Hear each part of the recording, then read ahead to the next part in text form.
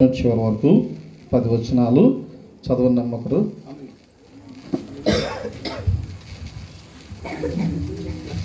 47వ అధ్యాయం కీర్తన గ్రంథం.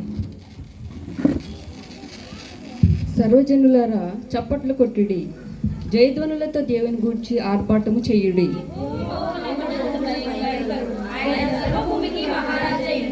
ఆయన జనములను మనకు లోపర్చును, మన పాదముల క్రింద ప్రజలను అణగదొక్కిదును.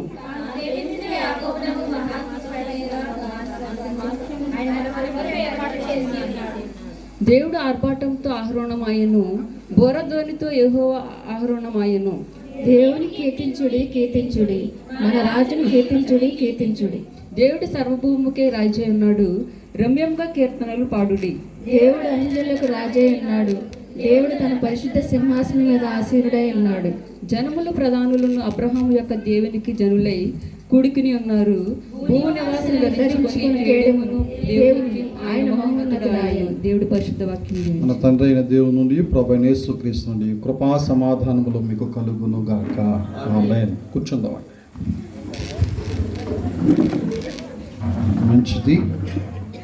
పిడకాల జాకబ్ రాజు గారి యొక్క గృహం వద్ద కృతజ్ఞత స్తుతి ప్రార్థనా కూడిక.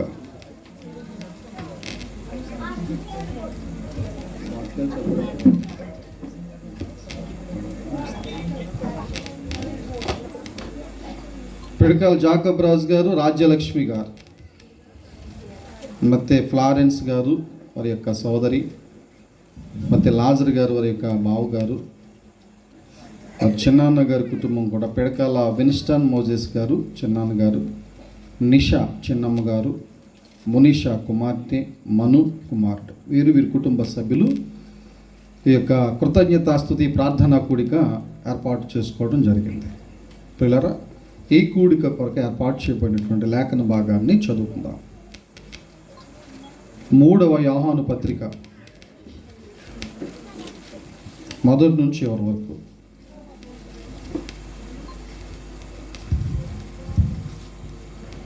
పత్రిక వాక్య భాగము 3వ యోహాను పత్రిక 1 నుండి 4 వరకు చదువుకుందాం. పెద్దనైన నేను సత్యమును బట్టి ప్రేమించు ప్రియుడనైన గాయకునకు శుభమని చెప్పు రాయునది. ప్రియుడా, నీ ఆత్మ వర్ధిల్లుచున్న ప్రకారము నీవు అన్ని విషయములోనూ వర్ధిల్లుచు సౌఖ్యముగా ఉండవనని ప్రార్థించుచున్నాను.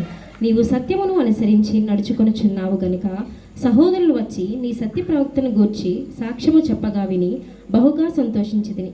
నా పిల్లలు సత్యమును అనుసరించి నడుచుకొనుచున్నారని వినుట కంటే నాకు ఎక్కువైన సంతోషము లేదు. ప్రియుడా, వారు పరదేశులనైనా సహోదరులుగా ఉన్నవారికి నీవు చేసినదెల్లా విశ్వాసికి తగినట్టుగా చేయుచున్నావు. వారు నీ ప్రేమను గూర్చి సంఘము ఎదుట సాక్ష్యమిచ్చిరి. వారు అన్యజనుల వలన ఏమీయూ తీసుకొనక ఆయన నామము నిమిత్తము బయలుదేరిరి గనుక దేవునికి తగినట్టుగా నీవు వారిని సాగనంపిన ఎడల నీకు యుక్తముగా ఉండెను. మనము సత్యమునకు సహాయకులమునవనట్టు అట్టి వారికి ఉపకారము చేయబద్ధులమై ఉన్నాము. నేను సంఘమునకు ఒక సంగతి వ్రాసి తిని, అయితే వారిలో ప్రధానత్వము కోరుచున్న దియోత్రిఫే మమ్మును అంగీకరించుటలేదు. వాడు మమ్మను గూర్చి చెడ్డ మాటలు వదులుచు అది చాలనట్టుగా సహోదరులను తానే చేర్చుకొనగా వారిని చేర్చుకున్న మనస్సును వారికి కూడా ఆటంకపరచుచు సంఘము నుండి వారిని వెలివేయుచున్నాడు. అందుచేత నేను వచ్చినప్పుడు వాడు చేయుచున్న క్రియలను జ్ఞాపకం చేసుకొందును.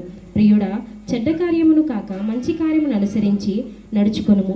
మేలు చేయువాడు దేవునికి సంబంధి, కీడు చేయువాడు దేవుని చూచినవాడు కాడు. దెమేత్రియు అందరి వలనను సత్యమునను మంచి సాక్ష్యమును పొందినవాడు. మేము కూడా అతనికి సాక్ష్యమిచ్చుచున్నాము. మా సాక్ష్యము సత్యమైనది నీవెరుగుదువు. అనేక సంగతులను నీకు వ్రాయవలసి ఉన్నది కానీ సీరాతోనూ కలముతోనూ నీకు వ్రాయ నాకు ఇష్టము లేదు. శీఘ్రముగా నిన్ను చూడ నిరీక్షించుచున్నాను. అప్పుడు ముఖాముఖిగా మాట్లాడుకొనేదను. నీకు సమాధానము కలుగుగాక. మన స్నేహితులు నీకు వందనములు చెప్పుచున్నారు. నీ ఎదురున్న స్నేహితులకు పేరు పేరు వరుసను వందనములు చెప్పుచున్నాను. వాక్యం పరుగు. మంచిది.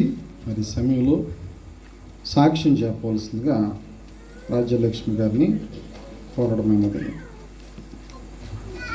దేవుని పేరిట ఈ కూటాన్ని ఏర్పాటు చేసుకోవడంలో కలిగినటువంటి ఆంతర్యం, పరమార్థం చెప్పి దేవుని నామాన్ని మహిమపరచవలసిందిగా రాజ్యలక్ష్మి గారికి అవకాశాన్ని ఇస్తా ఉన్నాను. ముందుగా పాస్టర్ గారికి, అలాగే పాస్టర్ అమ్మ గారికి, మన సంఘ సిఆర్ గారికి, సంఘ పెద్దలకు, అలాగే గుడికి వచ్చిన ప్రతి ఒక్కరికి కూడా, స్త్రీల సమాజం వారికి, యూత్ వారికి, సండే స్కూల్ పిల్లలకు, అలాగే కొమరా నుంచి వచ్చినటువంటి వారందరికీ కూడా దేవుని పేరిట మీ అందరికీ వందనాలు తెలియజేస్తున్నాను. ఈ కూడికి పెట్టడానికి గల కారణం ఏంటంటే 2022 ఆగస్ట్ 26వ తారీఖున ఎర్లీ మార్నింగ్ నాకు బిఫోర్ అంతకుముందు ఎక్కువ హెడేక్ వస్తూ ఉండేది. ఎందుకంటే నేను హాస్పిటల్లో వర్క్ చేసేదాన్ని, మీ అందరికీ తెలుసు. నేను డే అండ్ నైట్ ఎక్కువ డ్యూటీలు చేసేదాన్ని. ఆ టైంలో దాంతోపాటు కొన్ని పర్సనల్ ప్రాబ్లమ్స్ వల్ల నైట్ టైం సరిగ్గా నిద్ర పట్టేది కాదు. దానివల్ల ఏమైందంటే సివియర్ హెడేక్ వస్తూ ఉండేది అస్తమాటు. ఎందుకు వస్తుందో అర్థమయ్యేది కాదు. అలాగే నేను భీమవరంలో చాలా 4-5 హాస్పిటల్కి వెళ్ళాను. నాకు తెలిసిన ప్రతి ట్యాబ్లెట్స్ కూడా ఎక్కువ యూజ్ చేసేసాను. అవన్నీ వేసుకున్నప్పుడు ఏమైందంటే ఇంకా ఎక్కువ యాడ్ అయిపోయినాయి అనమాట. అది గ్యాస్ట్రిక్ కింద ఫామ్ అయిపోయి ఆగస్టు 26వ తారీఖు 2022 ఆ తారీఖున ఎర్లీ మార్నింగ్ 4 ఆ టైంలో హార్ట్ దగ్గర ఎక్కువ పెయిన్ అనమాట. ఈ రోజుతో నా లైఫ్ అయిపోయింది అన్న స్టేజ్. అప్పుడు సిఆర్ గారు ఫోన్ చేసి ప్రేయర్ చేయించుకున్నాను. సో హ్యాపీ, ఇప్పుడైతే బాగానే ఉంది ఆల్మోస్ట్. నెక్స్ట్ ఏంటంటే రెండో సాక్ష్యం ఏంటంటే బాబుజీ మావయ్య గారు అమ్మాయి, తను డాక్టర్, స్కిన్ డాక్టర్. తను డాక్టర్ కోర్స్ మొత్తం అయిపోయింది. దాంట్లో పీజీ ఒకటి చేయాలి. ఆ అమ్మాయి దానికి అటెండ్ అవ్వడానికి 20,000 మందిలో ఓన్లీ 4,000 మెంబర్స్ని సెలెక్ట్ చేశారు. అందరికన్నా తన ఫస్ట్ వచ్చింది. అది స్త్రీల సమాజం వారు ప్రార్థన అవసరతలు అడిగారు వాళ్ళు, అలాగే ప్రార్థన చేశారు. ఆ ప్రార్థన పరంగానే అవుతాను 4,000లో నెంబర్ 1 స్థానంలో తను ఉంది. మూడో సాక్ష్యం ఏంటంటే మీకు చాలా చిన్నగా ఎక్స్ప్లెయిన్ చేస్తున్నాను, టైం లేదు అందరికీ, మెసేజ్కి అండ్ భోజనాలు కదా టైం లేదు, అందుకని చిన్నగా స్పీడ్గా చెప్పేస్తున్నాను.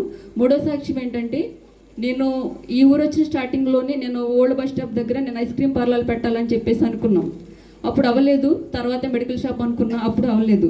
కానీ దేవుడు చేసిన మా జీవితంలో చేసిన గొప్ప మేలు ఏంటంటే నేను ఏ ప్లేస్లో అయితే నేను తలంపు పెట్టుకుని ఉన్నానో అదే ప్లేస్లో నేను రీసెంట్గా అక్టోబర్ 8వ తారీఖున ఒక న్యూట్రిషన్ సెంటర్ని స్టార్ట్ చేశాను. అది దేవుడు నా జీవితంలో చేసిన గొప్ప మేలు. దానికి మెయిన్ సెంటర్లో పెట్టాలంటే రెంటే ఎక్కువ ఉంటుంది, అద్దె ఎక్కువ ఉంటుంది, 30,000 రూపాయలు. సార్ నేను ఆ ఓనర్ని అడిగాను, సార్ నేను 0తో స్టార్ట్ చేస్తున్నాను, నా దగ్గర టాలెంట్ ఉంది కానీ నా దగ్గర అంత మనీ అయితే లేదు, ఓన్లీ 15,000 15,000 రూపాయలకి ఇస్తాను అని ఇస్తారా అని అడిగినప్పుడు కుదరదు అన్నారు స్టార్టింగ్. మళ్ళీ 1 వీక్ ఆలోచించి సరే పెట్టుకోమని చెప్పేసి అన్నారు. సరే నేను 15,000కి చాలా హ్యాపీగా స్టార్ట్ చేశాను. మన వాళ్ళు ఎవరికి చెప్పలేదు, కానీ చాలా గ్రాండ్గా స్టార్ట్ చేశాను. అక్కడ నేను ఆ రోజున ఎంతైతే బడ్జెట్ పెట్టానో ఆ ఒక్క రోజులోనే నేను రికవరీ చేసేయగలిగాను. అది దేవుడు చేసిన గొప్ప మేలు. ఆ 1 వీక్ తర్వాత నేను వాళ్ళు ఏమన్నారంటే కింద ఆక్వాకి సంబంధించిన షాప్ ఉంది, దాంట్లో ఒక అమ్మాయి చేసేది వర్క్, తను మార్పించేసి మేడం మీరే పైన కింద కూడా మీరే చూసుకోండి, మీరైతే కరెంట్ ఇవ్వక్కర్లేదు అని చెప్పేసి నాకు అన్నప్పుడు అనిపించింది. మన అనుకున్న వాళ్ళు కొన్ని విషయాల్లో మనకు సపోర్ట్ చేయకపోయినా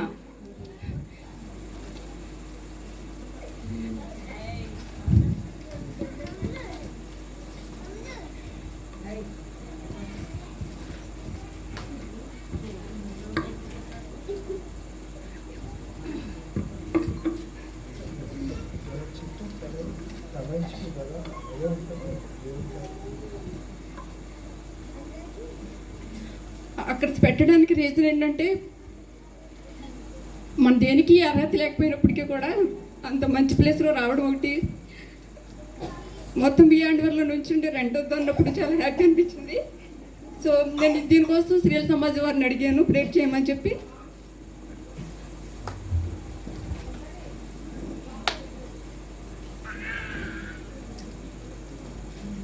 వాళ్ళు చేసినట్టుగానే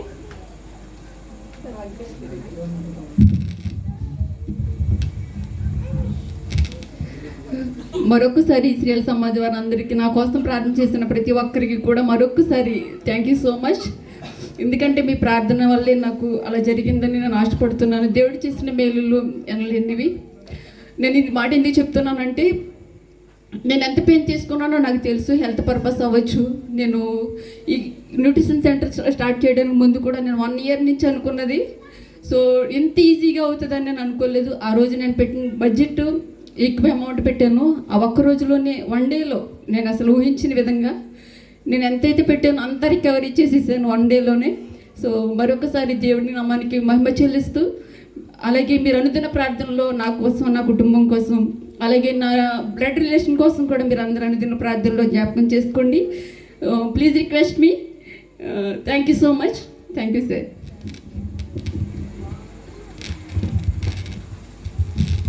చక్కని సాక్ష్యాన్ని చెప్పారు రాజ్యలక్ష్మి గారు. దేవుని పేరట వారికి నా హృదయపూర్వక వందనాలు. సాక్ష్యమిచ్చేదా మన స్వామి యేసు దేవుడని, సాక్ష్యమిచ్చేదా సాక్ష్యమనగా కనిన వినిన